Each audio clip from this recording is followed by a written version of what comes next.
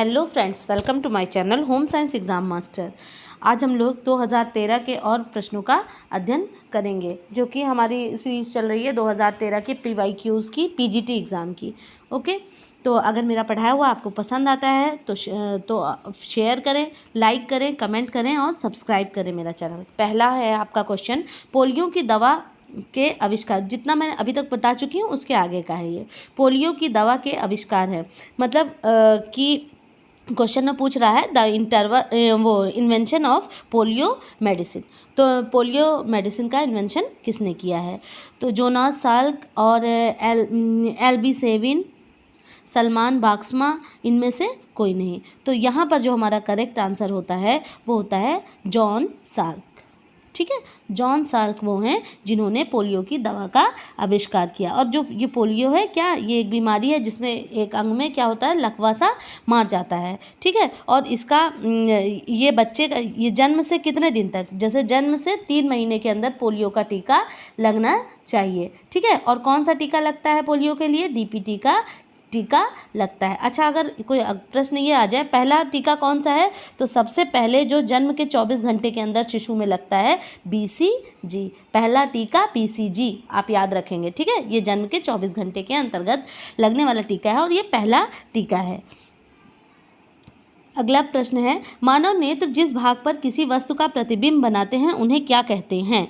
ठीक, तो यहाँ पे आपका कॉर्निया है, और फिर परितारिका है, पुतली है और दृष्टिपटल है। ठीक, तो यहाँ पर मैं अगर आपको दिक्कत हो रही हो तो मैं बताऊँ, परितारिका जो है वो आपका एरिस है, और पुतली आपकी प्यूपल्स है, और दृष्टिपटल आपकी रेटिना है। ठीक है, तो यहाँ से आप कंफ्यूज ना हो, ये जो दृष्टिपटल है ये आपका रेटिना है, और यहाँ यही आपका क्या है, करेक्ट आंसर है। तो दृष्टिपटल यहाँ पर आपका करेक्ट आंसर है, कि जहाँ पर किसी भी वस्तु का प्रतिबिंब बनता है। तो मानव नेत्र शरीर का प्रमुख अंग माना जाता है।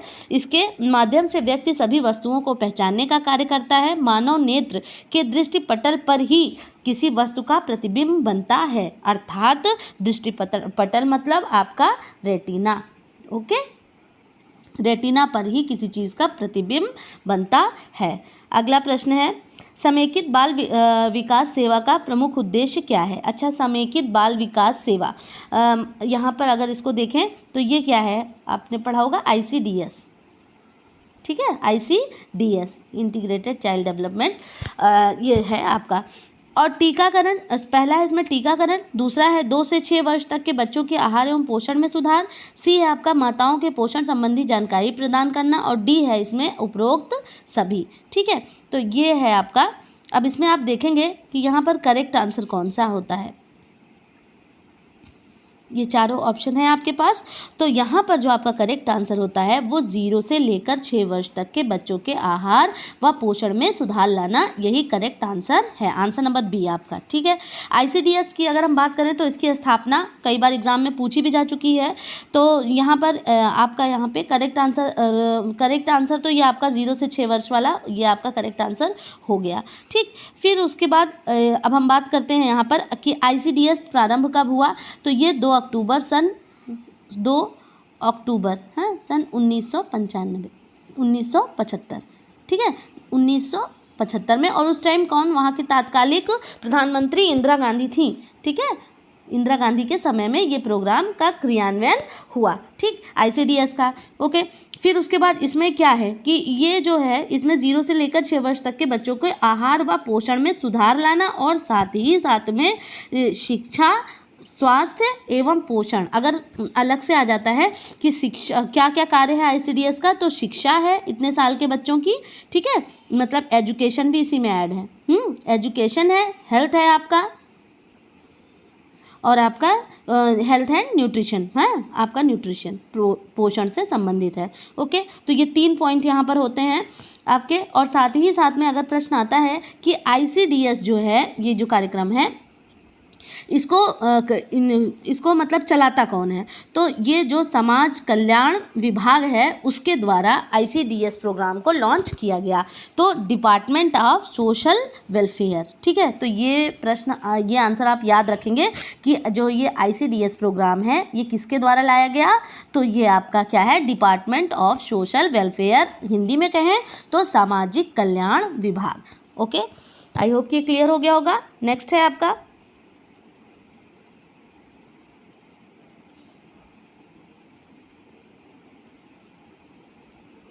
कम खर्च में भोजन संरक्षण सिखाने के लिए सबसे उपयुक्त विधि कौन है? मतलब आपका खर्च भी कम लगे, कॉस्ट भी कम आए और ज़्यादा से ज़्यादा लोग आपका फूड प्रिजर्वेशन का मेथड आपका सीख भी लें। ठीक है, तो यहाँ पर पहला दिया है आपका लेक्चर, दूसरा है आपका सामूहिक वार्तालाप, सी है आपका प्रयोगशाला विधि और डी है आपकी प्रदर्शन विधि। तो मैं आपको बता दूं प्रदर्शन विधि क्या है, डिमॉन्स्ट्रेशन विधि है और यही आपका करेक्ट आंसर है।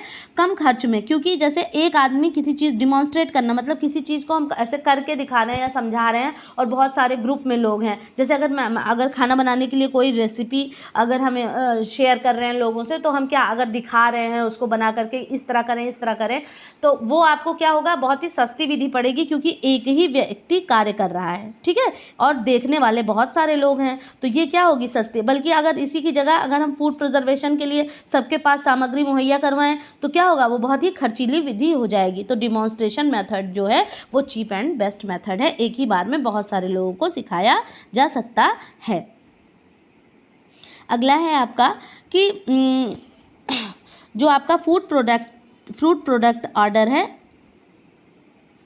रोकथाम करता है, किस चीज़ की रोकथाम करता है ये आपका, तो ये आपका करता है मिलावट की, शुद्धता की, गलत मापतौल की, उपरोक्त सभी। तो यहाँ पर करेक्ट आंसर होता है कि एडल्ट्रेशन। ठीक है, एडल्ट्रेशन मतलब कि आपका मिलावट।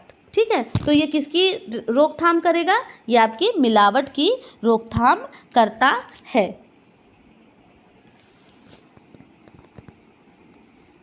ठीक, ये आपका करेक्ट आंसर हो जाता है। और जो मिलावट की जो रोकथाम के लिए जो खाद्य सुरक्षा अधिनियम बनाया गया वो कब बनाया गया, 1 जून 1955। ये सब चीज़ें आप नोट करते हुए चलें, आप बिल्कुल भूलेंगे नहीं। एक जगह जितनी डेट वाली चीज़ें हैं आप उसको सीक्वेंस से लिख लें और उसको याद कर लें। ठीक है, तो खाद्य सुरक्षा अधिनियम के अंतर्गत फूड प्रोडक्शन ऑर्डर को लागू किया गया जो कि खाद्य पदार्थ में मिलावट की रोकथाम करता है। श्वसन दर किस समय सबसे कम होगी, खेलते समय, खाते समय, सोते समय, बोलते समय। तो आप देखेंगे कि श्वसन दर जो है वो सबसे कम, आप अपने अगर सोचें अपने दिमाग से तो किस समय कम होगी, तो वो सबसे कम होगी आपकी सोते समय। आंसर नंबर सी यहाँ पर करेक्ट होता है, सोते समय। क्योंकि जब हम खेलते हैं, बोलते हैं, खाना खा रहे हैं तो उस समय हमारी सांस लेने की दर क्या होती है, असामान्य होती है, कभी कम कभी ज़्यादा। ठीक है, लेकिन अगर हम सो रहे हैं तो हम कांस्टेंट एक पोजीशन में हैं, तो उस समय क्या होगी, आपकी श्वसन दर एकदम स्थिर रहेगी और सबसे कम होती है। अगला प्रश्न है, लेफ्टिनेंट कर्नल अल्बर्ट ने योजना प्रारंभ की, इटावा अग्रगामी योजना, फिरका विकास कार्यक्रम, नीलाखेड़ी योजना और सर्वोदय कार्यक्रम। तो ये जो है लेफ्टिनेंट कर्नल अल्बर्ट ने ये आपकी इटावा अग्रगामी योजना प्रारंभ की। ठीक है, तो इसको इटावा पायलट प्रोजेक्ट के नाम से भी जाना जाता है, अक्सर ये प्रश्न आ ही जाता है। ठीक है, इटावा पायलट प्रोजेक्ट। ओके, तो ये जो इटावा पायलट प्रोजेक्ट है उसकी उत्तर प्रदेश की इटावा ज़िले में सन 1948 में, कब, 1948 में इसका प्रारंभ हुआ और स्वतंत्रता प्राप्ति के पश्चात सबसे मतलब तुरंत ही उसके बाद ये चलाई जाने वाली ग्रामीण विकास की दिशा में पहली योजना थी। ओके, तो जो आपका विलेज इसमें टारगेट किया गया और सबसे ज़्यादा सबसे पहली योजना थी जो कि ग्रामोत्थान के लिए चलाई गई। नेक्स्ट है आपका लिगामेंट स्नायु जोड़ता है हड्डी को हड्डी से, पेशी को पेशी से, हड्डी को पेशी से, पेशी को उपास्थि से। तो लिगामेंट जो है ये आपका जोड़ता है हड्डी से पेशी को। यहाँ पर करेक्ट आंसर होता है आंसर नंबर सी। हाँ, ये किसके, बोन टू मसल्स, बोन्स को मसल से जोड़ता है। और ये जो बोन के ऊपर जो वाइट वाइट सा होता है वही क्या है आपका, लिगामेंट है। और ये बहुत ही मजबूत बंधन से जुड़ा हुआ होता है। अगला प्रश्न है, प्रांग के अनुसार सबसे गर्म रंग है। प्रांग महोदय ने वार्म कलर किसको कहा है, लाल नारंगी, हरा पीला, नीला पीला, बैंगनी नारंगी। ठीक है, तो यहाँ पे करेक्ट आंसर होता है आपका, जो आपके गर्म रंग हैं वो कौन से हैं, लाल नारंगी पीला। तो यहाँ लाल नारंगी लिखा है, तो ये क्या है, सबसे ज़्यादा गर्म रंग है। तो करेक्ट आंसर आपका ये होता है। प्रांग की आपने रंग योजना पढ़ी होगी, आप उसमें देखेंगे तो सबसे पहले प्राथमिक कलर है, फिर उसके बाद आपके द्वितीयक कलर हैं ना, फिर उसके बाद है मध्यवर्ती रंग है, फिर मध्यवर्ती रंग के बाद मध्यवर्ती जिसको हम क्या कहेंगे, इंटरमीडिएट कलर है, फिर टर्शरी हैं, फिर क्वार्टर वाले हैं। तो इस तरह से 5 भागों में इन्होंने अलग अलग बांटा है प्रांग ने। अच्छा, प्रांग ने जो प्राथमिक 3 रंग बताए हैं वो कौन सा है, हाँ, पीला, जो प्रांग के अनुसार है प्राथमिक रंग वो कौन कौन सा है आपका, है येलो कलर है, हाँ येलो है, और आपका ब्लू है और रेड है। ठीक, ये हो जाएगा प्रांग के अनुसार।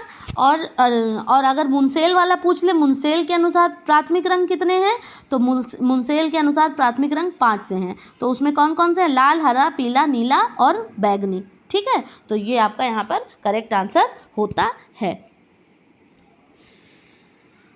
लाल और नारंगी यहाँ पर सही उत्तर है। प्राकृतिक रेशा है एस्बेस्टास, नायलॉन, ऑरलॉन, इनमें से कोई नहीं। प्राकृतिक रेशा, प्राकृतिक रेशे में कौन कौन से रेशे आते हैं आपके, एक आता है आपका ये आपका एनिमल फाइबर है, हाँ, और दूसरा है आपका ये वनस्पति वाला प्लांट फाइबर है, और तीसरा है आपका मिनरल फाइबर है। तो नायलॉन और ऑरलॉन आप देखेंगे तो ये दोनों कौन सा, सिंथेटिक हैं, और इनमें से कोई नहीं, इस कोई उत्तर नहीं है। तो हम एस्बेस्टास की बात करें तो सोना, चांदी, एस्बेस्टास क्या है हमारे, ये हमारे प्राकृतिक रेशे के अंतर्गत आते हैं। अच्छा, एस्बेस्टास जो है उससे मतलब किस चीज़ का निर्माण होता है, ये एक प्राकृतिक तंतु है और यह ताप का कुचालक भी है।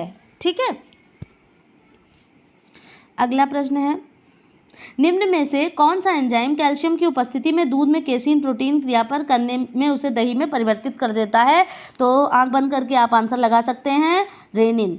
ठीक, तो यहाँ पर आपका करेक्ट आंसर क्या होता है, रेनिन है, जो कि नामक एंजाइम कैल्शियम की उपस्थिति में दूध की केसीन अगर आपसे पूछा जाए किसकी उपस्थिति में, तो आप ध्यान रखेंगे किसकी उपस्थिति में एक क्रिया होती है, कैल्शियम की। इसीलिए लोग कहते हैं ना कि आपके मिल्क का एब्जॉर्प्शन तभी होगा जबकि आपको कैल्शियम कहीं से और से प्राप्त होगा। मिल्क के लिए जो आपका जब एब्जॉर्प्शन है तो उसके लिए कैल्शियम की उपस्थिति आवश्यक है। तो कैल्शियम की जो उपस्थिति है, उपस्थिति जो रहती है, तो उसकी उपस्थिति में क्या करता है, दूध पर क्रिया करके केसीन प्रोटीन, जो केसीन नामक प्रोटीन जो कि हमारे दूध में पाया जाता है, उस पर क्रिया करके दही में परिवर्तित कर देता है। और हम जानते हैं कि बच्चों में रेनिन नामक एंजाइम पाया जाता है ज़्यादा मात्रा में, जिससे कि क्या होता है, क्योंकि बच्चों का जो मुख्य भोजन क्या है वो मिल्क है। ठीक है, तो उसमें रेनिन रहता है, तो दूध को दही में कन्वर्ट करने का कार्य करता है। अगला प्रश्न है हमारा, पैर की उंगली को पंखे के समान फैलाना कौन सी क्रिया कहलाती है। तो ये आपकी सहज क्रिया, अंकुचन, समन्वयीकरण, इनमें से कोई नहीं। तो यहाँ पर आपका करेक्ट आंसर हो जाता है सहज क्रिया। ठीक है, तो ये कौन सी क्रिया है, ये सहज क्रिया है, जिसे पैर की उंगली को पंखे के समान फैलाया जाता है।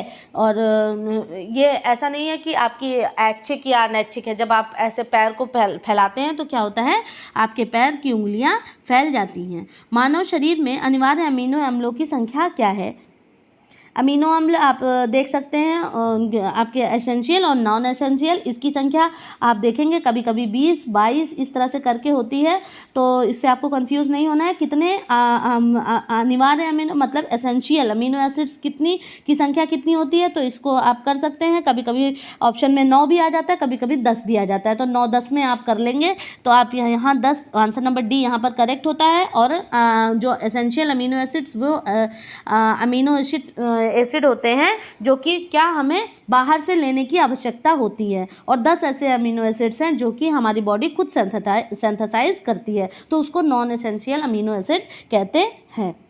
अगला प्रश्न है बही खाता है एक क्या है? रोकड़ बही है, तुलना पत्र है, जर्नल है, मूल लेखा पुस्तिका है। तो बही खाता क्या है? मूल लेखा पुस्तिका है, जिसमें कोई भी जैसे बिजनेस है तो उसमें क्या होता है, उसमें रोज का लेन देन जिसमें नोट किया जाता है और उसमें तिथि पड़ी हुई होती है, और इसी को हम क्या कहते हैं? बही खाता होता है। और इसी के माध्यम से हम अपना ये बही खाता देख कर ही आपका बही खाता जो मूल लेखा, क्योंकि मूल लेखा पुस्तिका है, इसी को देख कर ही हम नए बजट का या नए किसी प्रोग्राम का निर्माण करते हैं। अगला प्रश्न है निम्न में से किसी जीवित भेड़ से उतारा काटा जाता है किसे? फ्लैनल, फ्लीस, फेल्ट, मायरे। तो यहाँ पर करेक्ट आंसर होता है फ्लीस। किसे जीवित भेड़ से उतारा या काटा जाता है, मतलब यहाँ पे ये पूछ रहा है कि जीवित भेड़ का कटा हुआ जो उसका रेशा होता है, जो फर होते हैं, उसको जो काटते हैं उसको हम किस नाम से बुलाते हैं? तो उसको हम फ्लीस नाम से बुलाते हैं। इससे गर्म वस्त्रों का निर्माण होता है। अगला प्रश्न है गृह प्रबंध है घर के ढंग से रखना, घरेलू समस्याओं को हल करना, भीतरी साज सज्जा रखना, उद्देश्य की पूर्ति के लिए संसाधनों का प्रबंध करना। तो करेक्ट आंसर यहाँ पर होता है आंसर नंबर डी, उद्देश्यों की पूर्ति के लिए संसाधनों का प्रबंध करना। ठीक है, तो जब भी हम गृह प्रबंध की बात करते हैं तो घर का प्रबंध इसी प्रकार से करते हैं कि जिससे जितने भी घर में रहने वाले सदस्य हों सब संतुष्ट हों, सब लोग सेटिस्फाई हों, और जो हमारा उद्देश्य है उसकी प्राप्ति की जा सके। निम्नलिखित में से किसे कोशिका का सुसाइडल बैग कहते हैं? ये रिपीटेड क्वेश्चन है कि सुसाइडल बैग किसको कहेंगे, तो हम इसमें सुसाइडल बैग कहते हैं माइटोकॉन्ड्रिया, राइबोसोम, सेंट्रोसोम और लाइसोसोम। तो यहाँ पर आपका आंसर है लाइसोसोम। मैंने आपको ये आंसर बताया था कि लाइसोसोम को कोशिका का सुसाइडल बैग कहा जाता है। क्योंकि ऐसा क्यों होता है? क्योंकि ये खाद्य मतलब जो भी चीज़ें होती हैं कोशिका के अंदर तो उनको पचाने का कार्य ये करता है, और जो भी चीज़ें रहती है सारी चीज़ों को पचा लेता है। तो इसके फटने पर कोशिकाओं का स्वपाचन, जब ये फट जाती है लाइसोसोम, तो उससे क्या होता है, कोशिकाओं का ही खुद ही पाचन कर लेता है। इसीलिए क्या होता है, ये इसको सुसाइडल बैग कहते हैं।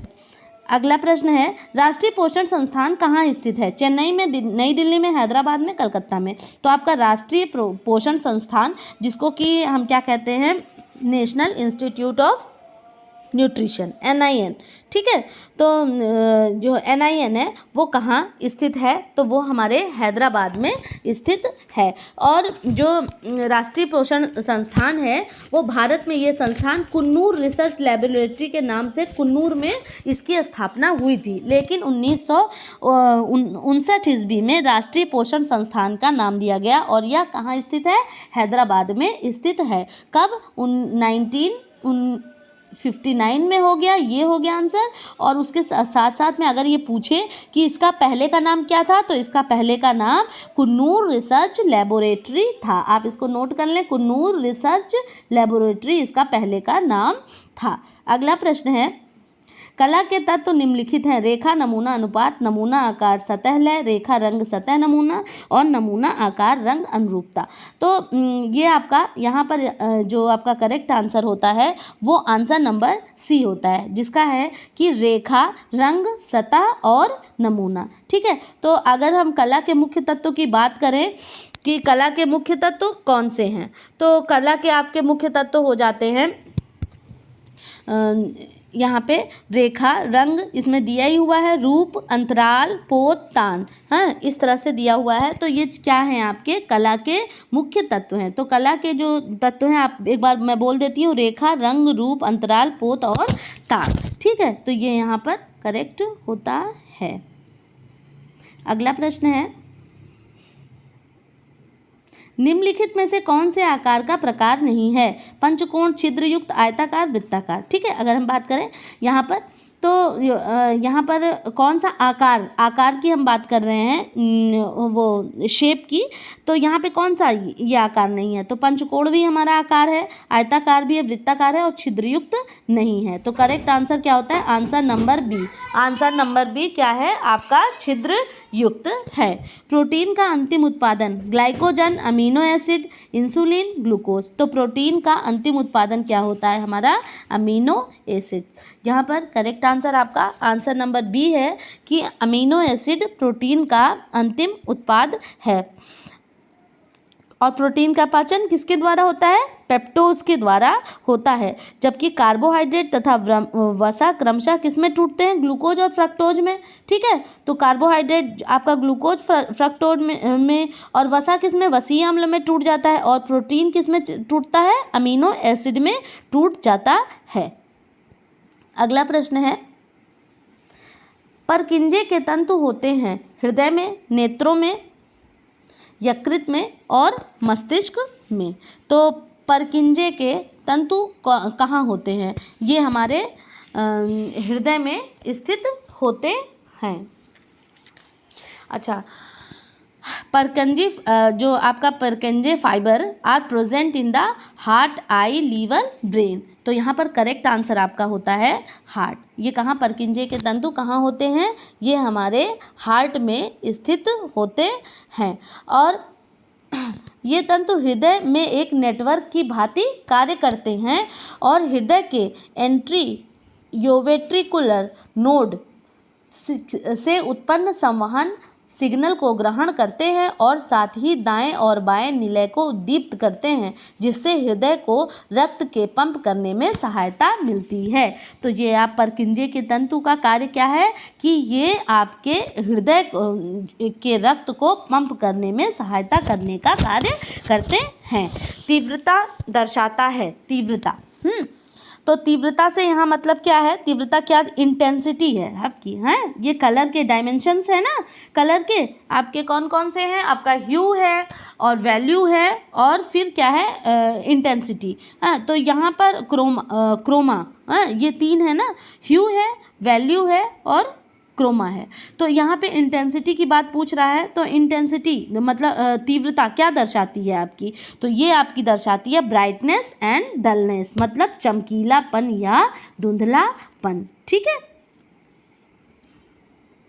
ठीक है। और यहाँ पे जब अगर बात यहाँ पर वैल्यू की अगर पूछता, ये इंटेंसिटी पूछ रहा है, अगर ये वैल्यू की बात पूछता तो वैल्यू जो है वो हमारी आपकी दिखाती है डार्कनेस एंड लाइटनेस। ठीक है, वो क्या है? डार्कनेस और लाइटनेस। और ये क्या है?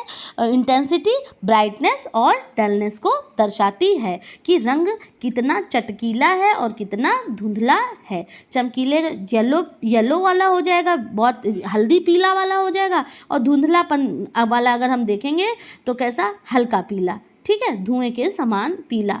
तो जैसे मैं एग्जांपल बता रही हूँ कि हर रंग का एक होता है क्या? एक आपका चमकीला, एक ब्राइट कलर होता है और एक डार्क कलर, वो आपका डल कलर होता है।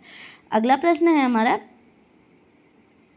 एक नाटी महिला को निम्न प्रकार के वस्त्र पहनने चाहिए। अगर कोई महिला शॉर्ट है तो उसको किस तरह के कपड़े पहनने चाहिए? खड़ी रेखा वाले, आड़ी रेखा वाले, तिरछी रेखा वाले, सादे। खड़ी रेखा वाले मतलब वर्टिकल, हॉरिजॉन्टल। तिरछी रेखा वाले मतलब डायगोनल और सादे का मतलब प्लेन। तो यहाँ पर करेक्ट आंसर आपका क्या हो जाता है? करेक्ट आंसर आपका होता है यहाँ पर, अगर कोई नाटी है, छोटी है, तो वो कैसा पहनेगी? ये वर्टिकल ही तो पहनेगी, खड़ी रेखा वाले वस्त्र। तो आंसर यहाँ पर हो जाता है खड़ी रेखा वाले वस्त्र। इस तरह के वस्त्र पहनने से क्या होता है? लंबाई आपकी इन्हेंस होती है। अगला प्रश्न है, निम्नलिखित में से कौन सी दोहरी नोक वाली डार्ट है? तो दोहरी नोक वाली डार्ट मतलब इस तरह की जो आपकी डार्ट होती है, ये कौन सी डार्ट है? ये आपकी फिश डार्ट है। करेक्ट आंसर हो जाता है फिश डार्ट। ओके, फिर नेक्स्ट है आपका, इनमें से कौन सी बड़ी आंत का अंग नहीं है? बड़ी आंत का कौन सा अंग नहीं है? Caecum, colon, ileum. ठीक है, तो यहाँ पर सीकम, कोलन और इलियम जो है, इसमें जो इलियम है, इलियम क्या है? बड़ी आंत का अंग नहीं है। बल्कि सीकम और कोलन बड़ी आंत का अंग है और इलियम किसका अंग है, छोटी आंत का अंग है। तो जो ये इलियम है वो इलियम क्या लगभग 3.5 मीटर लंबी तथा मध्य आंत से इलेकोकल वॉल्व तक फैली हुई रहती है, जबकि सीकम तथा कोलन बड़ी आंत के हिस्से हैं। 3.5 मीटर लंबी होती है और मध्य आंत से इलेकोकल वॉल्व तक फैली रहती है। अगला प्रश्न है, कौन सा लक्ष्य का प्रकार नहीं, दीर्घकालीन, लघुकालीन लक्ष्य, सार्वभौमिक लक्ष्य, मध्यवर्ती लक्ष्य। तो आप देखेंगे कि इसमें कौन सा दीर्घकालीन लक्ष्य होता है, लघुकालीन लक्ष्य होता है, मध्यवर्ती लक्ष्य होता है, लेकिन सार्वभौमिक लक्ष्य जो हमारी फैमिली के गोल्स हैं उनमें नहीं होता है। तो आंसर नंबर सी क्या है आपका करेक्ट हो जाता है। नियासिन की कमी से होता है, क्या होता है, रक्तस्राव होता है, उच्च रक्तचाप होता है, घेगा हो जाता है या पेलाग्रा हो जाता है।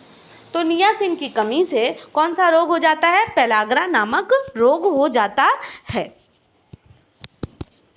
घेगा आप जानते हैं आयोडीन की कमी से हो जाता है। रक्तस्राव बहुत ज़्यादा हो रहा है अगर, तो वो क्या विटामिन के की कमी से हो जाएगा। आपका हाई ब्लड प्रेशर क्या होता है, जब आपकी जो वो धमनी है, ये सारी चीज़ें, इसमें कोलेस्ट्रॉल बहुत ज़्यादा मात्रा में इकट्ठा हो जाता है तो क्या हो जाता है, उच्च रक्तचाप की बीमारी हो जाती है। तो आपके ये लक्ष्य हैं, लक्ष्य के प्रकार ही यही हैं। नियासिन की कमी से, मैं दूसरा क्वेश्चन बताने लगी। नियासिन की कमी से रोग की बात अगर हम करें तो यहाँ पर करेक्ट आंसर हमारा पेलाग्रा ही होगा। और जो पेलाग्रा ये कैसा रोग है, ये क्या है, त्वचा संबंधी रोग है। ठीक है, तो पेलाग्रा क्या है, ये त्वचा संबंधी रोग है, त्वचा में ये रोग होता है। और पेलाग्रा मानव शरीर को एक प्रणालीगत रोग है जो पाचन तंत्र और तंत्रिका तंत्र के हार के लक्षणों के साथ साथ त्वचा में स्पष्ट परिवर्तन के रूप में प्रकट होता है।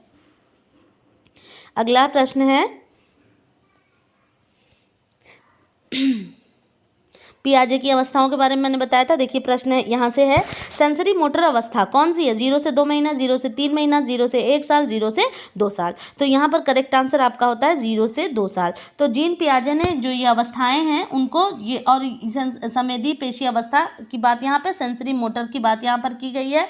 तो पियाजे महोदय ने जो उन्होंने संज्ञानात्मक विकास की अवस्थाएं बताई हैं वो 4 अवस्थाएं हैं। कौन कौन सी, सबसे पहली है हमारी सेंसरी मोटर। ठीक, आप देख लें। और एज भी मैं बता दे रही हूँ, जन्म से 2 साल है, 0 to 2 ईयर, 0 से 2 साल।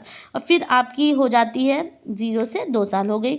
और फिर दूसरी आपकी होती है प्री ऑपरेशन, मतलब पूर्व संक्रियात्मक। कौन सी, प्री ऑपरेशनल पूर्व संक्रियात्मक, वो हो गई 2 से 7 वर्ष हो गई। फिर उसके बाद फिर कंक्रीट ऑपरेशनल, ठीक, मूर्त संक्रियात्मक अवस्था, जिसमें कि बच्चा देखी हुई चीज़ों को समझता है, जैसे जो चीज़ें दिख रही हैं उन्हीं को वो सही मानता है। तो ये 7 से कहीं 11 आपको दिखेगा, कहीं 12, लेकिन मैं बताऊं आपको 7 से 11 वर्ष एकदम करेक्ट है। ठीक है, तो ये कौन सी, ये वाली अवस्था है, ये है कंक्रीट ऑपरेशनल अवस्था। और फिर उसके बाद लास्ट में आपकी औपचारिक आती है, अमूर्त औपचारिक अवस्था, फॉर्मल ऑपरेशनल। इसमें मतलब अमूर्त औपचारिक चिंतन करना बच्चा शुरू कर देता है। यह आपकी हो जाती है 11 वर्ष से ऊपर की अवस्था होती है। कौन सी, 11 वर्ष से ऊपर की अवस्था होती है। नेक्स्ट है आपका अगला प्रश्न है, अगला प्रश्न है आपका ISI चिन्ह किसके द्वारा दिया जाता है, भारत सरकार के द्वारा, भारतीय मानक ब्यूरो के द्वारा, भारतीय सांख्यिकी संस्था के द्वारा, और इनमें से कोई नहीं। भारत सरकार, भारतीय मानक ब्यूरो, भारतीय सांख्यिकी संस्थान, इनमें से कोई नहीं। तो आप देखेंगे यहाँ पर कि जो करेक्ट आंसर यहाँ पर होता है, ये आंसर नंबर बी यहाँ पर करेक्ट होता है। ISI द्वारा प्रमाणित करने वाला कार्यक्रम भारत सरकार ने सन 1952 में, ठीक है, ये सन 1952 में पारित किया गया। और ISI द्वारा प्रमाणित वस्तु शुद्धता एवं निर्धारित गुणवत्ता की गारंटी प्रदान करती है। तो ISI भारतीय मानक ब्यूरो के द्वारा ये चिन्ह प्रमाणित किया जाता है, चिन्ह दिया जाता है। अगला प्रश्न है, मुखदंशन की अवस्था। मुखदंशन की अवस्था मतलब जब बच्चे क्या कर लेते हैं कि ओरल बाइटिंग, मतलब दांत काट लेना है। 8 से 18 वर्ष, 0 से 8 महीना, और 10 से 15 महीने, और 12 से 24 महीने। तो इतने, इसमें जो करेक्ट आंसर यहाँ पर होता है वो आंसर नंबर ए, 8 से 18 वर्ष। आपने देखा होगा बच्चे क्या करते हैं इस एज में, अपने मुंह में हर चीज़ डालते हैं और उसको दांत से, उस मुंह से देख देख करके, इसीलिए पियाजे महोदय ने इसको संवेदी प्रेरक अवस्था, सेंसरी मोटर, वो आपको स्टेज डी है, सेंसरी मोटर स्टेज है ये, जिसमें क्या करते हैं बच्चे अपने सेंस के माध्यम से उसको हाथ से छूते हैं, स्किन यूज़ करते हैं, मुंह में हर चीज़ मुंह में लेकर के जाते हैं और उसको टच करने की और उसको समझने की कोशिश करते हैं। तो मुख दंशन की अवस्था 8 से 18 माह की अवस्था होती है। वर्णांता व्यक्ति के किन रंगों में भेद नहीं कर वर्णांता मतलब ये एक बीमारी है वर्णांता। तो ये इसमें क्या होती है, कलर ब्लाइंडनेस हो जाती है, कलर क्या पहचान नहीं मिलते हैं, तो वो क्या है वर्णांता। व्यक्ति किन रंग का भेद नहीं, अगर आप किसी को कलर ब्लाइंडनेस हो जाती है तो किस रंग में फ़र्क नहीं महसूस कर पाता है। आपका लाल पीला, हरा पीला, सभी रंग लाल हरा। तो आप जानिए कि लाल और हरा ये दोनों रंग हैं जिनमें कि वो भेद नहीं कर पाता है। अगला प्रश्न है, वंशानुक्रम के वाहक कौन होते हैं? रजकण है, केंद्रक है, जीन्स है और क्रोमोसोम्स है। तो ये तो आपका बहुत ही आसान सा उत्तर है कि वंशानुक्रम के वाहक कौन है, तो ये हमारे जीन्स हैं वंशानुक्रम के वाहक। तो जीन्स आनुवांशिक गुणों के वाहक होते हैं और वंशानुक्रम को निरंतर परिवर्तित करते रहते हैं और पीढ़ी दर पीढ़ी गुणों का हस्तांतरण करते हैं। और प्रत्येक कोशिका में कितने 23 जोड़े क्रोमोसोम्स होते हैं इसके अंदर, और अत्यंत बारीक संरचनाएं पाई जाती हैं जिन्हें जीन्स कहते हैं। ठीक है, क्रोमोसोम के अंदर जीन्स प्रेजेंट होते हैं। ठीक है, और कितने होते हैं ये 23 जोड़े। ठीक है, 23 जोड़े होते हैं। अगर संख्या पूछी जाए तो 46 हमें उत्तर देना है। अगला प्रश्न है, निम्न में से शरीर में कौन सा भाग जुकाम से प्रभावित नहीं होता है? तो कौन सा भाग है जो आपका जुकाम से प्रभावित नहीं होता है? वो आपका है नाक, फेफड़ा, सांस नली और उपरोक्त में से कोई नहीं। तो करेक्ट आंसर हो जाता है आपका फेफड़ा। ठीक है, नाक प्रभावित होती है, सांस नली प्रभावित होती है, लेकिन फेफड़ा प्रभावित नहीं होता है। और ये बीमारी हमें अक्सर ही हो जाती है ठंड के मौसम में, इस तरह के समय में क्या होता है, ये बीमारी हो जाती है, लेकिन इससे फेफड़ों पर कोई प्रभाव नहीं पड़ता है। अगला प्रश्न है, मध्यमान के लिए कौन सा सूत्र सही है? तो mean is equal to sigma F X upon N, mean is equal to F X upon N, mean is equal to sigma X upon N, इनमें से कोई नहीं। तो आप देखेंगे करेक्ट आंसर होता है mean is equal to sigma F X upon N. ठीक है, तो यहाँ ये मीन का आपका फॉर्मूला होता है। और क्या इनमें जो है पदों के योग को पदों की संख्या से भाग दे दिया जाता है, वही क्या हो जाता है हमारा मीन वहाँ से निकलता है। अच्छा, इसमें सिग्मा क्या है? सिग्मा आपका है पदों के गुणनफल का योग। और एफ क्या है आपका? एफ क्या है? आपकी आवृत्ति है। और एक्स है आपके पद हैं, और एन है आपकी पदों की संख्या। ठीक है, एक बार मैं और रिपीट कर दूं, जो सिग्मा है वो पदों के गुणनफल का योग है, एफ आपका है आवृत्ति, एक्स है पद, एन है पदों की संख्या। ठीक, अगला प्रश्न है, कौन सी कढ़ाई सुमेलित नहीं है? मैं आपको बताऊं, मैंने ट्रेडिशनल एम्ब्रॉयडरी का दो या 3 वीडियो अपलोड किए हैं। आप प्लेलिस्ट में जाएं और देख लें। आप ट्रेडिशनल एम्ब्रॉयडरी मतलब मेरा चैनल आप डालें होम साइंस एग्जाम मास्टर, तो वहाँ से आपको मिल जाएगी। मैंने पूरी एम्ब्रॉयडरी ट्रेडिशनल बहुत ही अच्छे से पढ़ाई है, आप उसको देख लें और आई होप कि आपकी सारी एम्ब्रॉयडरी क्लियर हो जाएगी आपको वहाँ से। कसूती कर्नाटक की, मोती भारत दिल्ली, कच्छ गुजरात, मुर्री लखनऊ। तो यहाँ पर मैं आपको बता दूँ कि गलत कौन सा है, इसमें मोती भारत दिल्ली गलत है। ठीक है, तो कसूती कहाँ? कर्नाटक की, कच्छ गुजरात की, सही मुर्री लखनऊ की है, लेकिन मोती भारत दिल्ली की नहीं, ये गुजरात की कढ़ाई है। ठीक है, और आपको कहीं कहीं राजस्थान भी देखने को मिल जाएगा, लेकिन मेनली ये गुजरात की कढ़ाई है। और ये कढ़ाई जो है मोती भारत ही नहीं, मोती भारत, कच्चू भारत, अबला भारत, ये सारी कहाँ की, ये सारी गुजरात की कढ़ाई है। ये बिल्कुल कंफर्म आंसर है। तो अगर आपको ऑप्शन में गुजरात नहीं मिलता है तो आप राजस्थान की तरफ जा सकते हैं, लेकिन मेनली ये कहाँ की, ये गुजरात रीजन की कढ़ाई है। इसी के साथ हमारे 2013 का जो क्वेश्चन आंसर है, मैं एक वीडियो और अपलोड करूँगी और जितने बचे हुए हैं मैं सारे कंप्लीट कर दूँगी। और उसके साथ में मेरा एक टेलीग्राम चैनल भी है, होम साइंस एग्ज़ाम मास्टर, जहाँ आपको मेरी सारी वीडियोज़ मिल जाएंगी एक साथ। टेलीग्राम चैनल पर प्लीज़ ज्वाइन करें मेरा वो चैनल भी, और साथ में मेरा जो चैनल है होम साइंस एग्ज़ाम मास्टर, उसको आप सब्सक्राइब करें और ज़्यादा से ज़्यादा शेयर करें। और हाँ, अगर मुझे मेरा पढ़ाया हुआ अगर आपको बढ़िया पसंद आ रहा है तो फिर क्या, ज़्यादा से ज़्यादा शेयर करें और लाइक, हाँ कमेंट ज़रूर करें। मैंने इससे पहले कल वाले सेशन में कुछ क्वेश्चन पूछा था, तो आप लोगों ने आंसर उसमें दिया है, कुछ बच्चों ने दिया है और करेक्ट दिया है। और मैं ये कहूँगी कि मैं जो क्वेश्चन पूछती हूँ, आप कोशिश करें कि ज़्यादा से ज़्यादा लोग उस क्वेश्चन का आंसर दिया करें। इससे क्या होगा, हमारा वो जो मोटिव है कि आप इन्वॉल्व हों, और आपको अगर अच्छा लग रहा है तो आप ज़रूर उस क्वेश्चन का आंसर दें। और आज का क्वेश्चन है, मानव शरीर में कितने खनिज लवणों की आवश्यकता होती है? 18, 22, 20 और 24। 18, 22, 20 और 24। आप करेक्ट अपना कमेंट बॉक्स में लिखें। आज के लिए बस इतना ही। Thank you.